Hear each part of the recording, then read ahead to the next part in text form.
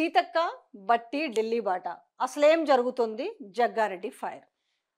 So ఇక్కడ సీతక్క బట్టి ఢిల్లీ బాట ఇక్కడ చూస్తేనేమో తెలంగాణలో చూస్తేనేమో సమస్యలు కుప్ప పేరుకుపోతా ఉంది. దాన్ని పట్టించుకునే నాథుడు ఎవరైనా ఉన్నారా అని అంటే వీళ్ళు మాత్రం ప్రకటనలకే పరిమితమైనరు. ఆహా ఓహో అంటూ విజయోత్సవాలు చేసుకునుడు, లేదంటే రైతు పండగ అని చెప్పుకునుడు. ఇవాళ రైతులు పడుతున్న బాధలు కావచ్చు, రైతులైతే మనం చూస్తున్నాం కదా. ఇప్పుడు లగచర్లకు సంబంధించిన రైతుల బాధలు కూడా చూస్తున్నాం. ఏకంగా ఒక రైతుకి సో గుండె నొప్పి వచ్చిందని చెప్తే కూడా బేడీలు వేసి ఉంటే కనీసం అవి తీయకుండా అట్లనే ఆసుపత్రికి తీసుకుపోడు, కనీసం వాళ్ళ కుటుంబ సభ్యులకు కూడా చెప్పకుండా. అంటే ఆ రైతు ఏమైనా తప్పు చేసిందంటే తప్పేం చేయలే, ఆ రైతు ఏమైనా తీవ్రవాద, ఆ రైతు ఏమైనా అంతర్రాష్ట్ర దొంగన అంటే అది ఏమీ లేదు. నా భూమి మీరు అడుగుతున్నారు, ప్రభుత్వం అడుగుతుంది, నేను ఇయ్యను, నా భూమిలో 3 పంటలు పండించుకొని ఆ భూమి మీద బతుకుతున్న రైతుని అని చెప్పినప్పుడు కూడా ఇనక తీసుకుపోయి జైల్లో పెడితే, అయ్యా సారు నాకు గుండె నొప్పి వస్తుంది అని అంటే ఏ అంబులెన్స్లో తీసుకుపోవాల్సిన వాళ్ళు పోలీస్ జీప్లోనే తీసుకుపోయి దట్టు ఆ చేతికి బేడీలు కూడా తీయకుండా అట్లనే బెడ్ మీద ఆయన పడుకోబెట్టిన వైనం చూసినాం. ఇవెవరికి కనబడతలేవు. ఇక మరొక వైపు ఏంది, అంతా బాగుంది అనేసి బయటికి మాత్రం ఒక మంచి మెసేజ్లు పాస్ చేసే ప్రయత్నం చేస్తున్నారు.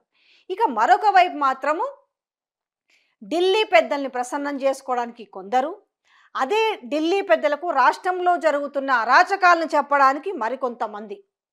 అయితే అసలు ఏమో జరగబోతుంది, తెలంగాణ కాంగ్రెస్ పార్టీలో ఏదో జరగబోతుందన్న చర్చలు కూడా, ఆ గుసగుసలన్నీ కూడా గాంధీ భవన్లో మస్తుగా చర్చకు వస్తున్నాయి. అంటే ఎప్పటి నుంచో వింటున్నాం కదా. అంటే పాలన గాడి తప్పింది.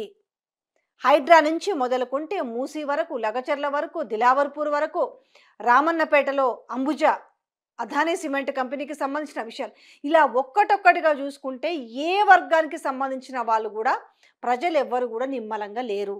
కంటికి మీద కునుకు లేకుండా చేస్తుంది ప్రభుత్వం అనేసి. సో ఏం చేస్తున్నాడు ముఖ్యమంత్రి రేవంత్ రెడ్డి తీసుకునే నిర్ణయాల వల్ల తెలంగాణ ప్రజలు ఆగమవుతున్నారు. అట్లనే తెలంగాణలో కాంగ్రెస్ పార్టీ భవితవ్యం కూడా కష్టమే రానున్న రోజుల్లో అనేది ఎవరైతే లాయలిస్టులు అనుకునే మంత్రులు వెళ్ళి ఢిల్లీలో వాళ్ళ వర్షం వాళ్ళు చెప్పుకొస్తారు. పిలుపు వస్తుందా లేకపోతే వీలు పోతుర్రా పక్కన పెడితే మాత్రము ఈ రాయబారాలు మాత్రం భారీగా జరుగుతున్నాయి. అయితే మొన్న సీతక్క వెళ్ళి వచ్చిన సంఘటన, ఇమ్మీడియట్లీ ఉప ముఖ్యమంత్రి బట్టి వెళ్ళిన సంఘటన, అంటే ఈ మధ్యలో ఒక వార్తలు కూడా చూస్తున్నాము, రేవంత్ రెడ్డికి సీతక్కకు మధ్యలో గ్యాప్ పెరిగిందనే విషయం. అంటే మనం ఈరోజు చూసుకున్న విషయం కూడా ఫుడ్ కార్పొరేషన్ విషయంలో ఆమె సీరియస్ అయిన విషయము. ఆ ఫుడ్ కార్పొరేషన్కి సంబంధించిన చైర్మన్ ఎవరి శిష్యుడు, రేవంత్ రెడ్డి శిష్యుడైన ఫహీం. సో ఏంటి ఇక్కడ ఎక్కడైనా పొసగట్లేదా, ఏం జరుగుతుందనే చర్చ. అంటే దూరము, అంటే సీతక్క రేవంత్ రెడ్డికి ఎంత దగ్గర అనే విషయం అందరికి తెలిసిన విషయమే, కానీ వీళ్ళిద్దరి మధ్యలో ఏదో పడటం లేదు, ఒక గ్యాప్ పెరుగుతుంది అనే వార్తల్ని కూడా చూసినాం. ఈ నేపథ్యంలో ఆ వార్తకి కాస్త ఇంకొంచెం బలపడే విధంగా సీతక్క ఢిల్లీ వెళ్ళడము, రాహుల్ గాంధీని కలిసి రావడము. అంటే ఈ మధ్య కాలంలో రేవంత్ రెడ్డి ఎన్నిసార్లు అపాయింట్మెంట్ ప్రయత్నించినా కూడా అపాయింట్మెంట్ అనేది దొరకకపోవడము, మిగతా వాళ్ళకి మాత్రం అపాయింట్మెంట్ దొరకడము అనేది ఏదో జరుగుతుంది రాష్ట్రంలో. అంటే మార్పు చేర్పులు ఉండబోతాయి, ఏప్రిల్ వరకు భారీ మార్పు ఉండబోతుంది.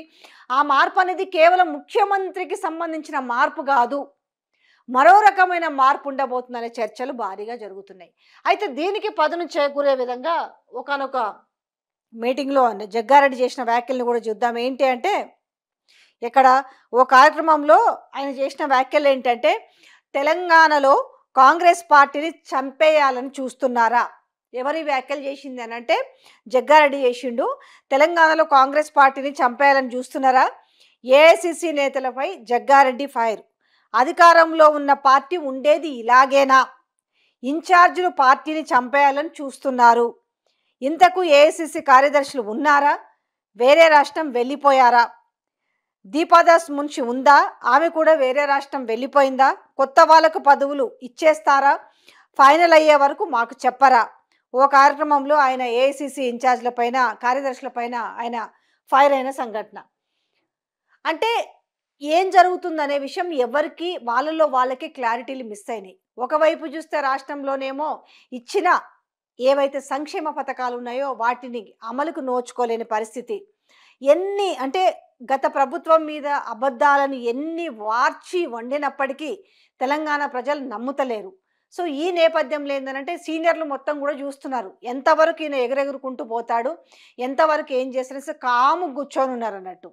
మొన్న మొన్న తెలంగాణ తల్లి మార్పు చేర్పుల నుంచి మొదలుపెట్టుకుంటే అంటే ఇక్కడ అక్కరొచ్చే పనుల కంటే అక్కర్రాని పనులే ఎక్కువైపోయినాయి. ఒక లగచర్ల ఇష్యూ ఎంత పెద్దగా అయిందో చూసినాం. ఒక దిలావర్పూర్ ఇష్యూ ఎంత పెద్దగా అయిందో చూసినాం. ఒక రామన్నపేట ఇష్యూ ఎంత పెద్దగా అయిందో చూసినాం. ఒక మూసీ ఇష్యూ ఎంత పెద్దగా అయిందో చూసినాం.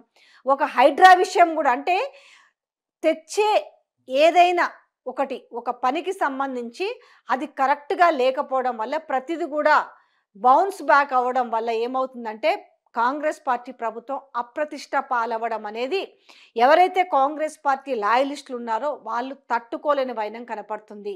ఇలాగుంటే అందులో మరొక వైపు ఏందనంటే ఈ పుండు మీద కారం జల్లినట్టుగా ఆల్రెడీ ఇప్పుడు వన్ నేషన్ వన్ ఎలక్షన్ అనే విషయం కూడా ఇప్పుడు ఎట్లాగూ ఆమోదం తెలిపింది. అది గనుక పార్లమెంట్లో బిల్ పాస్ అయితే గనుక ఆల్మోస్ట్ ఒక 2 సంవత్సరాల ముందు ఎలక్షన్స్ వచ్చే అవకాశం కూడా లేకపోలేదు. ఈ నేపథ్యంలో ఇక్కడున్న తెలంగాణలో మనం ఇంకా 4 ఏండ్లు నిమ్మలంగా తడుగుడ్డేసుకొని ఉండొచ్చు అనుకున్న నేపథ్యంలో 2027లోనే ఎలక్షన్స్ వస్తే ఆల్రెడీ 24 అయిపోవచ్చింది.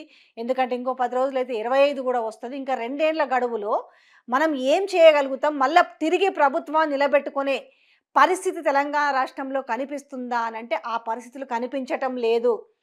ఎందుకంటే ఎలక్షన్ల ముందు ఎంత విచిత్రమైన సంఘటన అంటే జనరల్‌గా బై ఎలక్షన్స్ కావచ్చు, లేదనంటే పార్లమెంట్ ఎలక్షన్స్ కావచ్చు, లేదంటే అసెంబ్లీ ఎలక్షన్స్ అప్పుడు సర్వేలు చేస్తూ ఉంటారు. ఎవరైనా కూడా కొన్ని సర్వే సంస్థలు. కానీ ఇక్కడ ఏందంటే తెలంగాణ రాష్ట్రంలో ప్రభుత్వం మీద వస్తున్న ఒక వ్యతిరేకత నేపథ్యంలో కొన్ని సంస్థలు ఆల్రెడీ సర్వే మొదలుపెట్టాయి. అంటే గత ప్రభుత్వంలో ఉన్న కేసీఆర్‌కు ఎంత పర్సెంటేజ్ వస్తుంది? ఇప్పుడు ప్రభుత్వంలో ఉన్న రేవంత్ రెడ్డికి ఎన్ని మార్కులు వస్తున్నాయి? ఎంత వ్యతిరేకత ఉందనే దాని మీద వచ్చినప్పుడు కనీసంగా రేవంత్ రెడ్డికి ఈరోజు పాస్ మార్కులు రాని పరిస్థితి కనిపిస్తుంది. ఇదంతా కూడా ప్రజలిచ్చిన మార్కులు. మైనస్ మార్కులైనా కూడా అవి ప్లస్ మార్కులైనా కూడా. అంటే ఈ నేపథ్యంలో ఏమవుతుంది రోజు రోజుకి ప్రజలకు రేవంత్ రెడ్డి పైన ఎంత వ్యతిరేకత పెరుగుతుందో అక్కడ కాంగ్రెస్ పార్టీలో ఉన్న లాయలిస్టులు అనే నాయకుల సంఖ్య కూడా వాళ్ళు కూడా వేచి చూసే ధోరణి చూసుకుంటూ కామ్‌గా ఉంటూ ఏం జరుగుతుందనేది అధిష్టానానికి చేరవేస్తున్నారు. ఇక్కడ సీఎంకి అపాయింట్మెంట్ దొరికే లోపు వీళ్ళే ముందుగా అంటే ఇటు బట్టి విక్రమార్క కావచ్చు, మరొక వైపు ఉత్తమ్ కుమార్ రెడ్డి కావచ్చు, వీళ్ళందరూ పోయి రాష్ట్ర పరిస్థితిని వివరిస్తున్నారు. ఈ రాష్ట్ర పరిస్థితిని వివరించే క్రమంలో ఈయనకు అందరికంటే లేటుగా అపాయింట్మెంట్ దొరికినప్పటికీ రేవంత్ రెడ్డి చెప్తున్న మాటలు ఇక రాహుల్ గాంధీ కానీ సోనియా గాంధీ కన్సిడర్ చేస్తలేరు అనేది మనకు టోటల్‌గా జరుగుతున్న పరిస్థితులు చూస్తే అనిపిస్తుంది. ఎందుకంటే రాష్ట్రంలో సరే ప్రజల కోసము ఏదో మేము బాగా చేస్తున్నామని చెప్పుకుంటున్నప్పటికి కూడా వాళ్ళ మనసుకు తెలుసు కదా ఏం జరుగుతుందనే విషయం. అంటే కొన్ని సమస్యలను కొని తెచ్చుకోవడం అంటారు. సపోజ్ మనం చూసినాం తెలంగాణ తల్లి విగ్రహం గురించి నిజంగానే అంటే దాని మీద అంటే అక్కర్లేని సబ్జెక్ట్. ఇప్పుడు ఒక విధంగా చెప్పాలంటే తెలంగాణ ప్రజలకు తెలంగాణ తల్లిని ఉన్న తల్లిని మార్చి మాకు కొత్త తల్లిని తెచ్చిపెట్టండి అనేసి ఎవ్వరు కూడా వచ్చి వాళ్ళు మొరపెట్టుకోలేదు. కానీ ప్రతి అంశాన్ని డైవర్ట్ చేయడానికి ఈరోజు తెలంగాణలో ఉన్న సమస్యలన్నిటిని కూడా ఒకవైపు పెట్టి వాటి గురించి ఆలోచించకుండా ఏదైతే మరొక దాని వైపు ఆలోచించాలనేసి అక్కర్లేని సబ్జెక్టులు తెరపైకి తీసుకురావడం వల్ల ఈ డైవర్షన్ పాలిటిక్స్ జరుగుతాయి అనుకుంటున్నా. కానీ ప్రజలకు ఇచ్చిన హామీల విషయంలో వాళ్ళు మర్చిపోరు కదా. ఇలా తెలంగాణ తల్లిని ధనవంతులైన తల్లిని పెట్టిన వాళ్ళకి సంబంధం లేదు, నిరుపేదరాలైన తల్లిని పెట్టిన వాళ్ళకి సంబంధం లేదు. కాకపోతే ఇప్పుడు ఏం అక్కరొచ్చింది? ఇన్నిన్ని పైసలు ఖర్చు పెట్టి ఆల్రెడీ ఒకవైపు తెలంగాణ తల్లి విగ్రహాలు రాష్ట్ర వ్యాప్తంగా కొన్ని లక్షల విగ్రహాలు ఉన్నాయి. అవి కాదని చెప్పి ఈరోజు బడ్జెట్ కేటాయించి కొత్త వాటిని పెట్టాల్సినంత అవసరం ఏముందని ప్రశ్నిస్తున్నారు.